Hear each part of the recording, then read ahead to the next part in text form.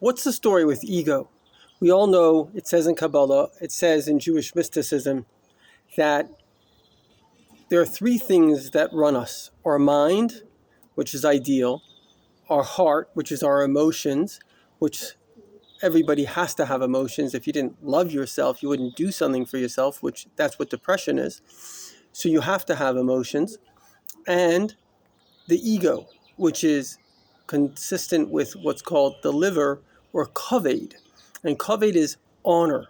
We all seek to be honored, and we certainly don't like to be shamed. They say three people like praise: men, women, and children. So, first of all, to honor you, I say you are amazing that you're looking at a spiritual video. You could be doing anything with your time and you want to grow. I honor you. But the most important question, of course, is what is healthy ego and what is unhealthy ego?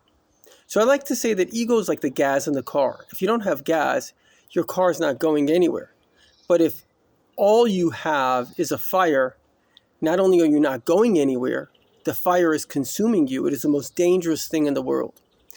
The more important something is, the more powerful something is, the more it can be a force for the good or a force for the evil. And this is the greatest truth that exists, which is most spiritual systems, in fact, kind of all, in a way, monotheistic systems, somewhat correctly separate between good and evil. But they make a fundamental error. They see the world as good or evil. This is good or this is bad.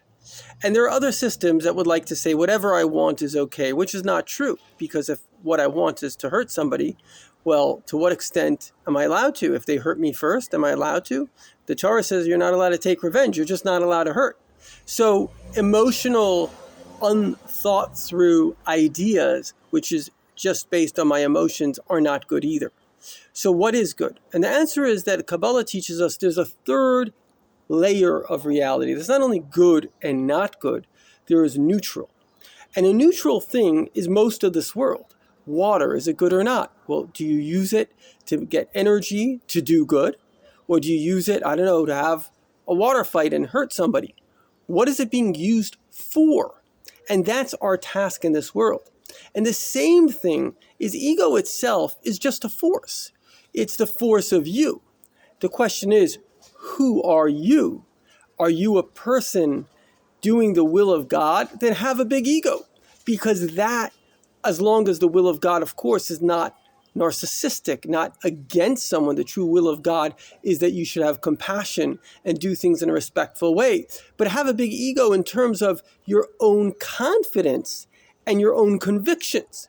But if your ego is simply, as many people it is, it's just a cover of a low self-esteem, which is narcissism. In fact, the psychologist that created narcissism, or the word, called it narcissistic wounding. When we get insulted and we believe it, then we need to pretend that, no, I'm not that bad person that you think I am. I'm this great person. And then we convince ourselves of our own mask. And then we walk around as if we're the greatest. And then we have issues with everybody else because I'm the greatest. And why do you even exist? So the bottom line is you can see how ego can be a fire that can consume a person, or it can be a fire that drives the goodness of the person to success and doing what's right.